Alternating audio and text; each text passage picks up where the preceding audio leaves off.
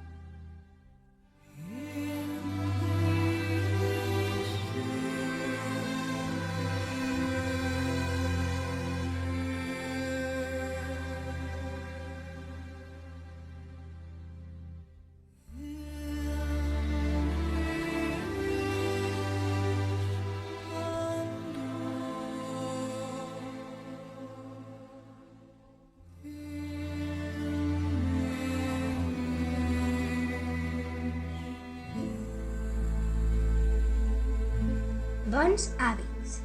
Quan em llevo al matí, tinc ganes de sortir. Fruita de menjar si vull estar ben sa.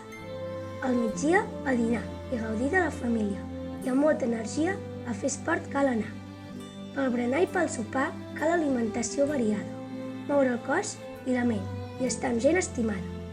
Després d'un dia intens, escola, esport i amics, cal dormir i descansar per tornar-hi l'endemà.